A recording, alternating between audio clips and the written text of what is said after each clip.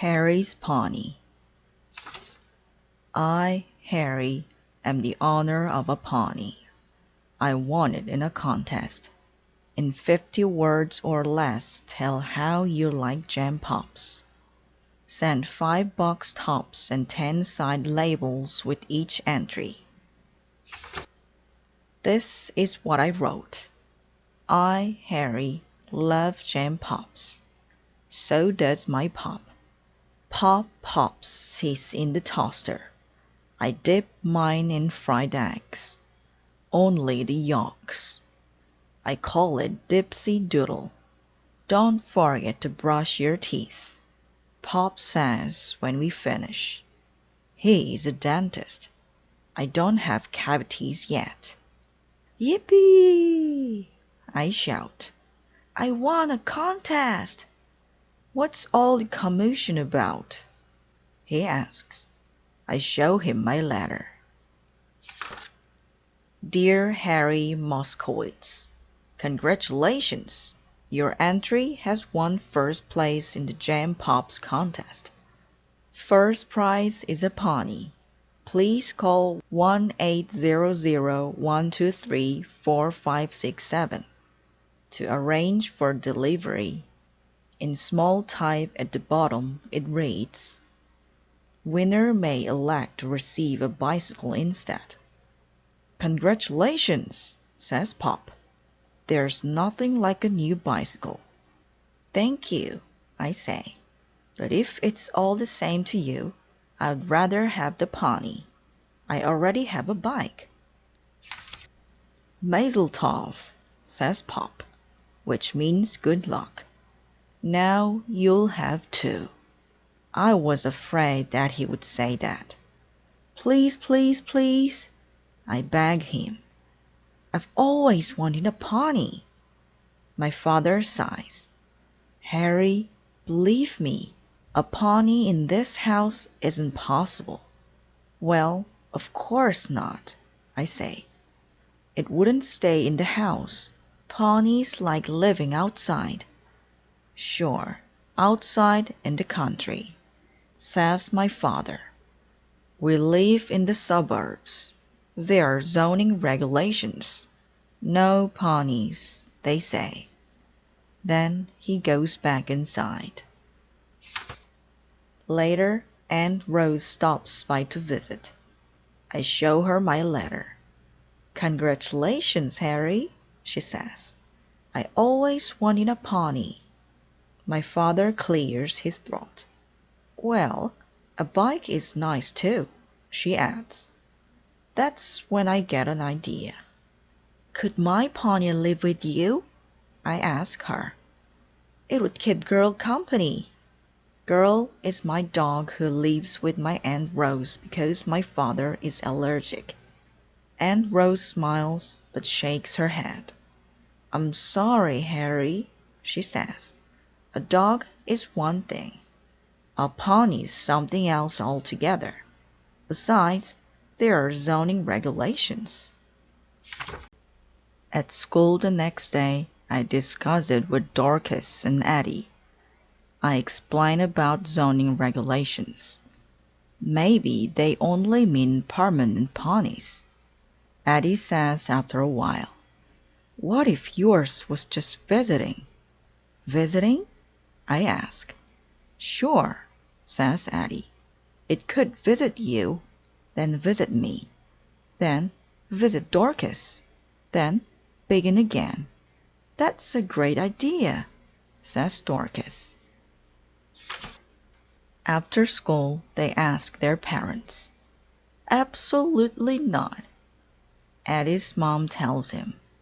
No, no, no, says Dorcas' dad. But Sylvia, Dorcas' older sister, tells Dorcas, If I want a pony, I'd go into business. Business? I say the next day when Dorcas tells me. Sure. Sylvia says the regulations probably apply only to pet ponies, not working ones. Sylvia says the first thing you need to do is get a business license. Eddie and I can be your partners. We'll put some signs. Pony rises. Once around the block, only $1. We can take pictures and sell them, Eddie says. Parents love pictures of their children on ponies. Wearing cowboy hats, I say. I can rent them mine. I have a cowboy hat collection from my last birthday party. When we earn enough money, we'll buy a cart, says Dorcas. Then we can do birthday parties. We'll get rich. After dinner and the evening news, I tell Pop our plan. The money I earn, I'll put into a saving account for college. I promise. My father sighs. Harry, have you any idea what it costs to keep a pony? He asks. A pony eats more than just grass. You need to buy it hay and oats and vitamins. Also blankets and brushes, a saddle and a bridle. If a pony gets sick, you may need to call a veterinarian. Veterinarians are expensive. Even a healthy pony needs shots. Every few months, it needs shoeing. Pop stops talking to catch his breath. Just as I'm wondering how he knows so much about ponies, he adds, Believe me, Harry, you'd get rich much quicker by selling one of your bicycles. Well, sure, I think. But then what would happen to my pony? My father said no. I tell Dorcas and Eddie in school the next day. Maybe I should run away with girl and my pony. You mean right away, don't you? Asks Dorcas. Where would you go? Asks Eddie. That's when it comes to me. To Oklahoma, to live with my grandma and grandpa Murray on their peanut farm, I say. My mom had a horse when she was my age. We look up Oklahoma on the map. It looks very far. What if you got lost? Says Eddie. What if you got arrested? Asks Dorcas. I think pony riding is not allowed on highways. You'd have to wait in jail until your father came to get you. Who knows what would happen to your pony? How awful! A tear comes into my eye. I try not to blink. I don't want anyone to think I am crying. After school, I hurry to Aunt Rose's. Friday is my day to take girl for her walk. Aunt Rose's band is there. They've been rehearsing. Now they are packing up their instruments. Hi, Harry, some say. Congratulations, say others. Mazel tov, says Herbert, the French horn player. It's not every day a boy wins a pony. Or a bicycle, adds Brazil, the drummer. See you tomorrow, they say as they leave. Except Wild Mamie, the clarinet player, doesn't leave. Neither, of course, do Aunt Rose or Uncle Leo. Cheer up, Harry. You're looking awfully glum for someone who's just won a contest, Uncle Leo says. Have a cookie, says Aunt Rose. Wild Mamie was just telling us about a pony farm. A pony farm? I say. The Red Barn Pony Farm, says Wild Mamie. I'm a volunteer there. Before my accident, I rode wild horses in rodeos. That's how I got my name. Now I teach children with disabilities how to ride ponies and take care of them. They could really use your pony on the farm.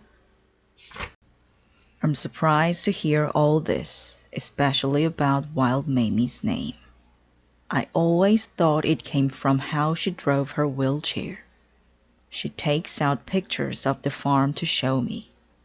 I look at them carefully. The children all look happy. So do the ponies. Of course, it's up to you, Wild Mamie says. But I think you couldn't find a better home for your pony. I look at the pictures some more. You don't have to decide this minute, says Aunt Rose. Take your time, Uncle Leo says. Talk it over with your father. Right, says Wild Mamie. Think about it. Then, if you decide to give the farm your pony, let me know. I'll make the arrangements. Yes, I will, I say. Then I get Girl's leash and take Girl for a walk. At least I'd know where my pony is and that it has a good home, I tell her. Plus, it'd have other ponies for company. At dinner, I discuss it with Pop. I'm sure it'd be good for the farm and the pony, but a new bicycle is nice too. It's up to you, he tells me. Later, in bed, I think about it, trying to decide. That night, I dream that I'm a cowboy, riding a bicycle in a rodeo. I'm trying to rope a pony in a wheelchair. Each time I almost do, my bicycle falls over. I wake up in the morning on the floor. While brushing my teeth, I think about my pony some more. I've decided to give my pony to the farm, I tell my father at breakfast. Are you sure? He asks me. Yes, I say. Then at least I'll know where my pony is and that it has a good home. I don't need another bicycle. I telephone Wild Mamie to tell her. Then she talks to Pop. She calls me back that night. Everything is set, she tells me. I've talked with the people at Jam Pop's and also at the farm. The pony will be delivered next week. Redburn would like you there on Friday to make the presentation. I think you made a good decision, Pop tells me. I hope he is right. I think it's too late now to change my mind.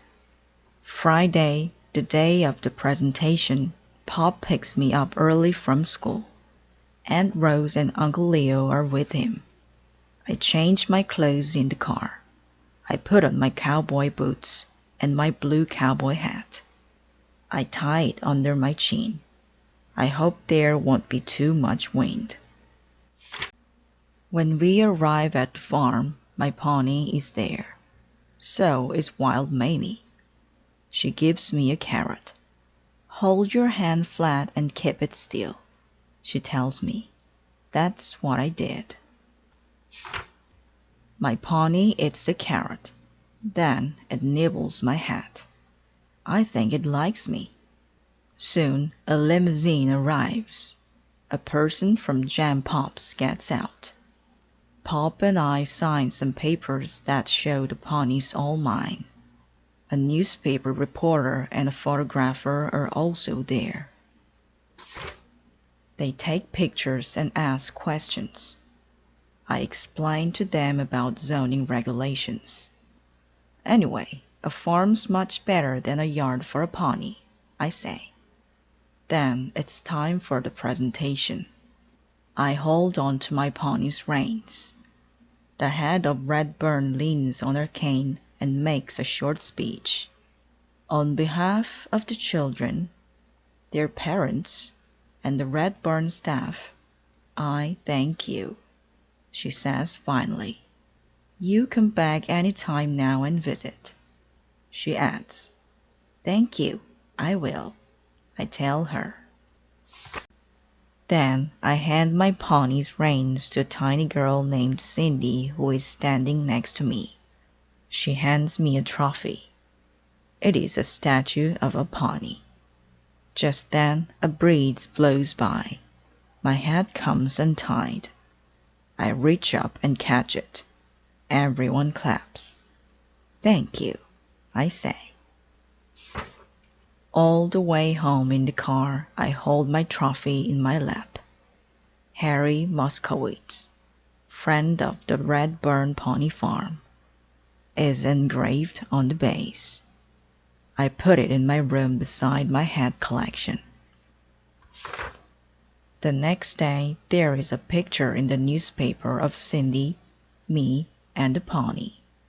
I cut it out and paste it in our family album. Who knows? I tell myself. Next contest, maybe I'll win a pair of rollerblades.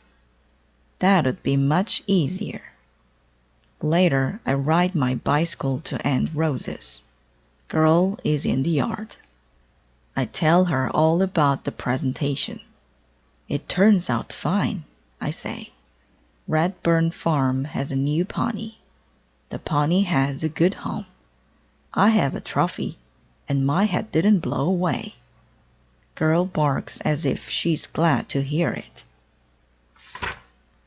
What's all that commotion about? Aunt Rose asks, coming to the door. Oh, it's you, Harry. Coming in. I've just baked oatmeal cookies. I follow her in to have some. Girl wags her tail and comes with me.